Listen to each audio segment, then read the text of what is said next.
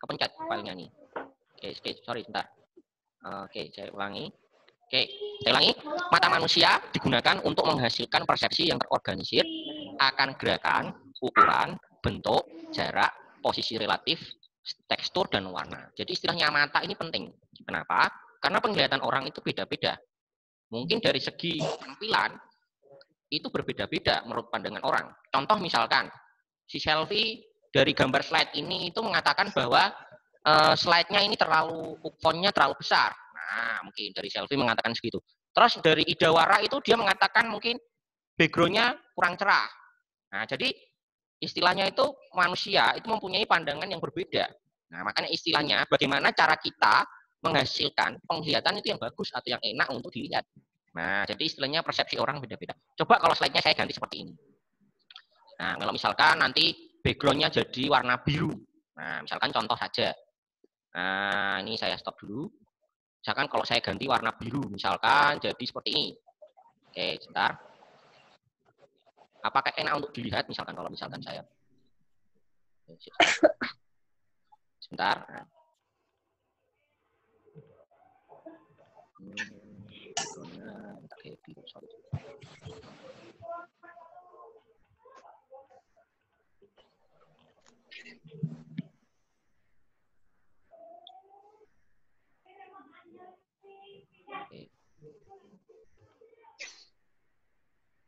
Iya, langsung mas.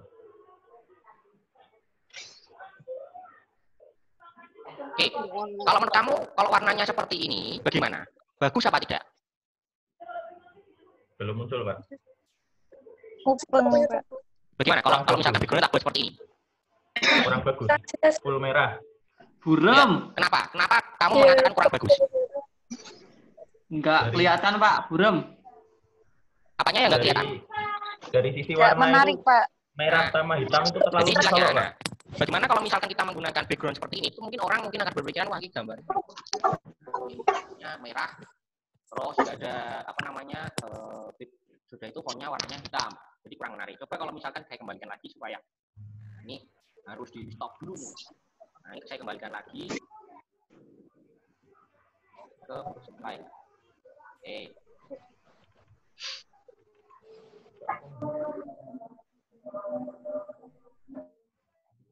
Saya ulangi lagi. Nah, jadi kelihatan ya. Ini komputernya itu agak lemot. Ini aplikasi yang berjalan. Oke, jadi intinya seperti itu ya. Jadi kamu kalau pilih warna itu istilahnya harus yang bagus. Warna itu istilahnya kalau kamu belajar nirmana yang grafis mungkin tahu warna apa saja yang bagus dalam digunakan background untuk font itu yang bagus yang mana. Nah, itu bisa nanti bisa dipelajari lebih dalam. Oke, saya lanjutkan saja karena ini waktunya 40 menit. Oke, dalam dunia nyata, mata selalu digunakan untuk melihat semua bentuk 3 dimensi ya. Jadi, mata itu juga digunakan untuk selain 2 dimensi, juga 3 dimensi. Bahkan 3 dimensi ini juga bisa digunakan untuk menggambar dalam sistem komputer. Oke, dalam sistem komputer yang menggunakan layar 2 dimensi, mata kita dipaksa untuk mengerti bahwa objek pada layar tampilan yang sesungguhnya berupa objek 2 dimensi, yaitu harus dipahami sebagai objek dimensi dengan teknik yang tertentu. Jadi istilahnya, kalau kita pengen menggambar 3 dimensi, maka kamu harus tahu 2 dimensi dulu. Nah, istilahnya kalau misalkan kamu 2 dimensi aja belum tahu, maka susah untuk mempelajari 3 dimensi. Nah, jadi istilahnya kamu harus lihat perspektifnya dulu. Oke, nah itu penglihatannya. Oke, beberapa hal yang mempengaruhi mata dalam menangkap sebuah informasi. Yang pertama, luminance. Luminance apa? Apa? Luminance apa? Apa? Banyaknya cahaya yang dipantulkan. Nah, benar. Ini harus googling mesti. Banyaknya cahaya yang dipantulkan. Oke. Terus yang kedua ada kontras. Yang ketiga ada kecerahan. Yang keempat ada sudut dan ketajaman penglihatan. Yang kelima ada medan penglihatan. Dan yang keenam ada warna. Jadi istilahnya, kalau kamu pengen membuat tampilan yang bagus, kamu juga istilahnya harus memperhatikan keenam aspek ini. Nah, dari luminance, kontras, kecerahan, sudut dan ketajaman, medan penglihatan, dan warna. Oke, saya lanjutkan. Oke, luminance ya. Oke, luminance adalah banyaknya cahaya yang dipantulkan oleh permukaan objek. Oke, semakin besar luminance dari sebuah objek, rincian objek yang dapat dilihat oleh mata juga akan semakin bertambah. Nah, jadi kalau misalkan luminance-nya semakin banyak, atau istilahnya besar, maka objek yang dilihat oleh mata juga akan bertambah. Terus yang ketiga, diameter bola mata akan mengecil atau pupil akan mengecil sehingga akan meningkatkan kedalaman fokusnya. Hal ini ditiru oleh lensa pada kamera ketika apertur diatur. Jadi istilahnya lensa itu juga terinspirasi sama mata dari menangkap cahaya, mengecilkan cahaya, diafragmanya lensanya bagaimana. Nah, itu istilahnya terinspirasi dari mata juga. Oke. Bertambahnya luminance pada sebuah objek akan menyebabkan mata bertambah sensitif terhadap kedipan atau flicker. Jadi kalau misalkan nanti cahaya yang terpantulkan itu semakin besar atau semakin banyak, maka akan sensitif. Istilahnya kamu akan terus mengedipkan mata. Nah, itu cirinya seperti itu. Oke, itu luminance. Yang kedua ada kontras. Kontras adalah hubungan antara cahaya yang dikeluarkan oleh objek dan cahaya dari latar belakang tersebut. Oke, mau suaranya siapa iku ayo. Oke, jadi istilahnya kontras itu intinya yang dikeluarkan oleh suatu objek ya, cahaya yang dikeluarkan oleh suatu objek. Jadi kalau misalkan nilai kontrasnya positif, itu jika cahaya yang diperoleh pada objek itu lebih besar daripada yang dipancarkan oleh latar belakangnya.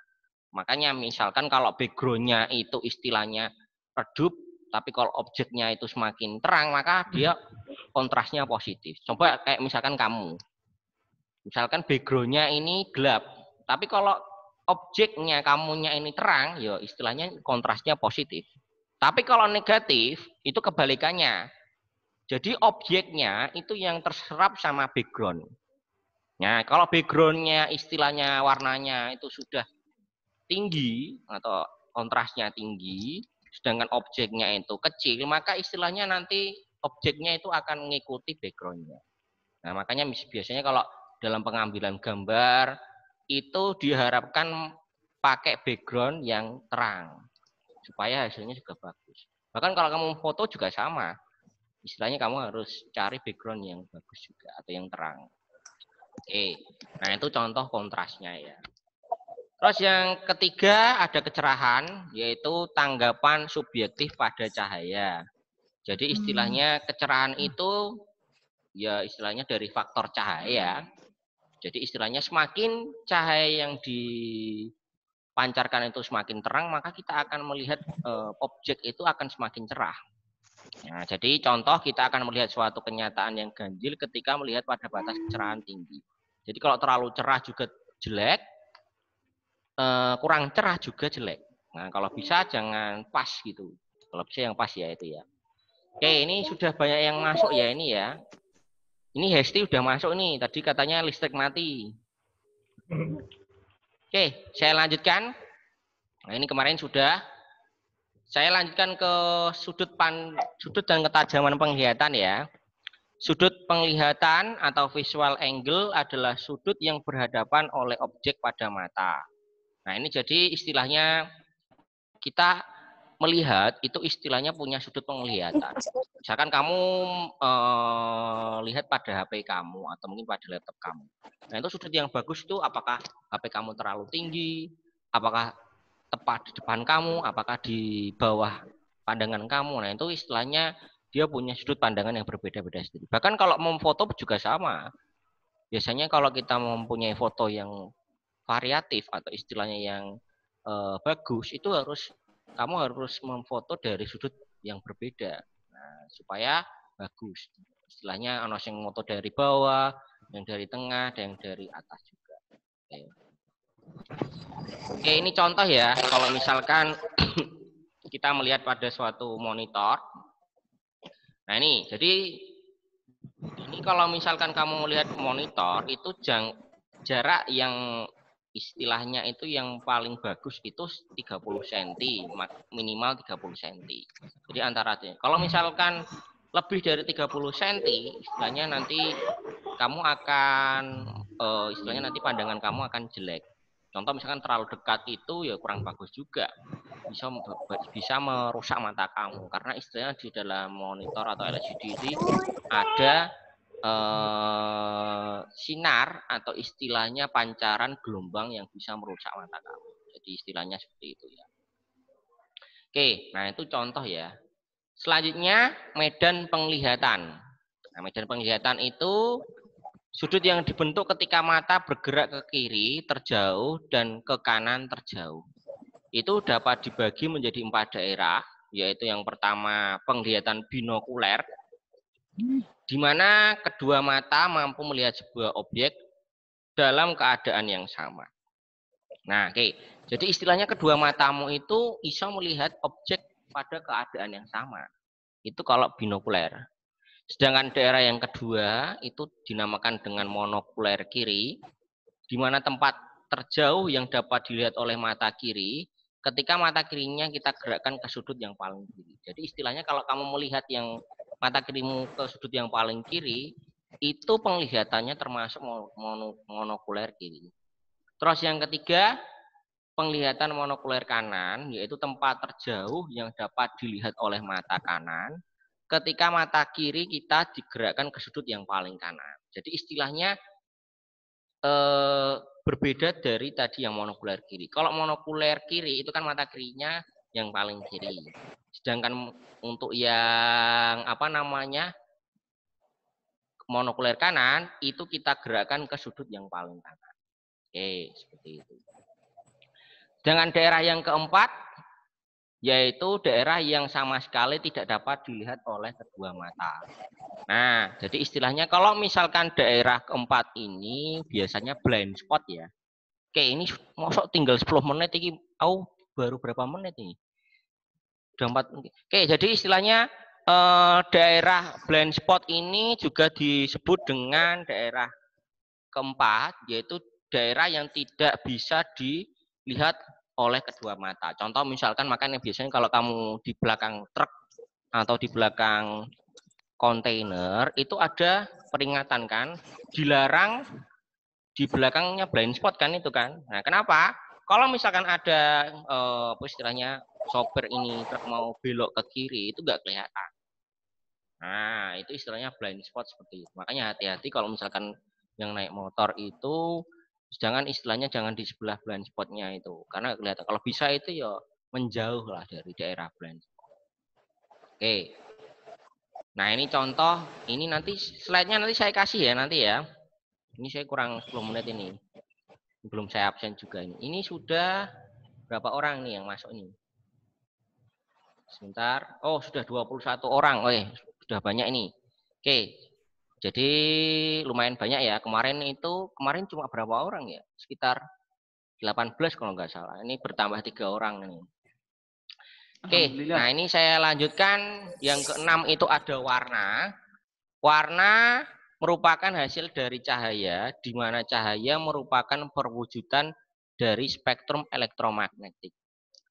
Nah, jadi kan istilahnya itu warna itu merupakan dari hasil spektrum elektromagnetik. Makanya kalau misalkan kamu dulu di SMA pernah belajar, istilahnya orang-orang kita bisa melihat itu karena adanya frekuensi elektromagnetik. Makanya biasanya warnanya kuning. Dia memancarkan frekuensi berapa.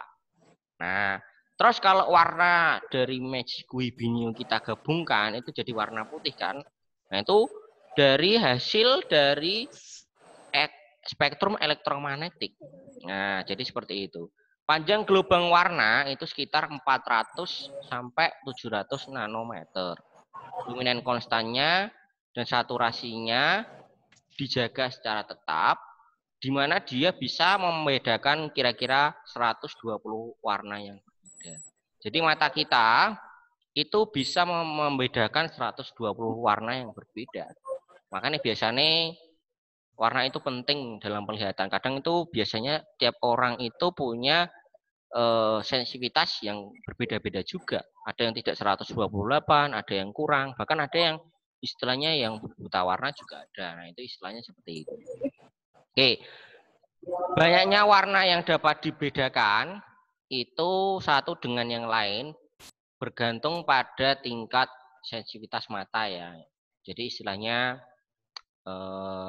kamu pengen maksimal 128, tapi itu misalkan itu dites dulu. Misalkan kalau kamu tes kedokteran itu kan harus tidak boleh buta warna kan, itu dicek dulu warnanya. Karena kenapa? Misalkan contoh kalau seorang dokter ya buta warna tidak bisa melihat warna merah. Sedangkan dia misalkan dokter bedah dia pasti sering ngoperasi. Nah, jadi nanti kalau misalkan yang membedakan ini darah dengan istilahnya warna-warna yang lain itu tidak bisa. Makanya isinya dokter itu tidak boleh buta warna. Nah, itu seperti itu. Makanya itu syarat yang pertama. Warna penting sekali. Terus yang selanjutnya, sensitivitas ini tidak merata pada seluruh medan penglihatan seseorang. Mata dapat membedakan warna secara akurat ketika posisi objek membentuk sebesar kurang lebih 150 derajat terhadap mata dengan posisi kepala dan mata dia. Nah, jadi istilahnya seperti ini. Kalau kamu pengen memperoleh warna secara akurat, ini 150 cm, 150 cm ya. Itu istilahnya itu kamu harus kurang lebih 150 supaya warnanya akurat. Tapi kalau misalkan sudah lebih dari 150, nanti biasanya bisa kabur. Nah, seperti itu. Makanya biasanya itu ada sensitivitas warna. Oke, seperti itu. Nah, terus selanjutnya dengan warna manusia mampu membedakan satu objek dengan objek yang lain. Nah, jadi istilahnya dengan warna ya. Terus penggunaan warna yang sesuai dengan pengguna akan mempertinggi ekspresivitas tampilan grafis. Terus jika warnanya yang digunakan tidak mengindahkan aspek kesesuaian, maka justru bisa menerima informasi yang salah. Nah, jadi jelas ya, kalau bisa gunakan warna yang indah lah, istilahnya yang bagus untuk dilihat. Terus kalau misalkan tidak ada standar yang dapat digunakan sebagai acuan resmi, istilahnya warna itu bisa membuat istilahnya kita bisa tahu karakteristik orang-orang dari warna yang digunakan. Contoh misalkan seperti ini. Kamu orangnya suka beli baju warna kuning, itu bisa dikarakteristikan.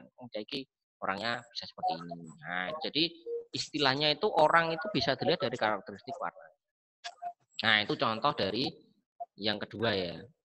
Nah, terus yang selanjutnya, ini kurang 5 menit lagi, saya cepatkan.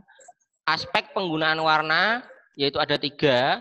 Yang pertama ada aspek psikologi, yang kedua aspek perseptual, yang ketiga ada aspek kognitif ya. Oke. Aspek psikologi yaitu berkaitan dengan warna tadi. Jadi istilahnya warna itu dia punya aspek psikologinya ya. Jadi istilahnya tadi sudah saya jelaskan bahwa istilahnya dari kita memilih warna itu bisa lihat karakter seseorang. Nah, jadi makanya istilahnya memilih warna yang bagus. Oke.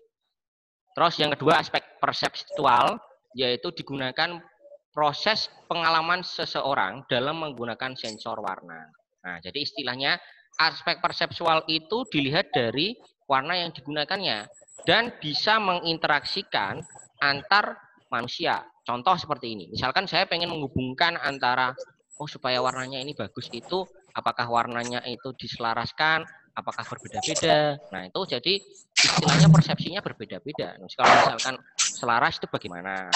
Kalau misalkan berbeda-beda bagaimana? Nah, jadi istilahnya hindari diskriminasi warna pada daerah yang kecil. Jadi kalau misalkan kita memilih warna itu, kalau bisa istilahnya jangan diskriminasi lah. Nanti ada satu titik warnanya hijau itu tidak boleh. Kalau bisa yang hijau ya rotom separuh-separuh atau mungkin sepertiganya. Nah, itu jadi kalau bisa jangan gunakan warna yang kecil, daerah yang kecil. Ini saya cepatkan kurang 2 menit lagi. Aspek kognitif yaitu menggunakan warna yang berlebihan ya. Jadi istilahnya bertujuan untuk menarik perhatian. Nah, ini biasanya wong alay-alay dia istilahnya menggunakan warna sebagai istilahnya aspek perhatian. Contoh misalkan kalau kamu melihat seseorang atau wanita yang dandannya menor dengan dandannya biasa, tertarik yang mana menurut kamu? Biasa, Pak, natural. Nah, makanya. Nah, itu istilahnya sama dengan kayak itu. Makanya warna itu kalau misalkan kalau kita dandan yang menor dengan yang biasa saja, ya pasti milihnya yang biasa saja. Karena istilahnya kita nggak boleh menggunakan warna iki sing nyoret-nyoret sapa iki ayo. Nah, ini jadi istilahnya bertujuan untuk menarik perhatian ya. Jangan sampai menggunakan warna itu sebagai isinya yang alay-alay itu janganlah seperti itu. Oke. Nah, ini seperti itu. Ada yang mau bertanya nggak? Ini 1 menit lagi nih. Supaya nanti saya agak... Ini kalau sudah 40 menit langsung, apa namanya? Langsung berhenti ya. Oke, ini saya absen dulu. Ini yang Oke, Pak, datang absen, Pak. Aldi, nanti absen di Siakat juga ya. Ya. Iya, siap, Pak. Absen di Siakat, ini ada 21 orang. Ini saya screenshot supaya nanti kelihatan orangnya. Ini yang absen siapa saja, karena saya lupa. Yang masuk itu di saya, Aldi, Jian, Jin. Noval, terus Mudrofi, Selvi Indah, Nadifah, terus Idawara Harimurti, Ulan Sukma, Ii Nur Dianti, terus Kurnia Fitra, Rudi Setiawan, Ahmad Fitriansyah, Rifki Irfan, Dwi Rizal, Todi Inggil, Didan Lain Ngesena, Arseria, sama Hesti Ayu Panggi.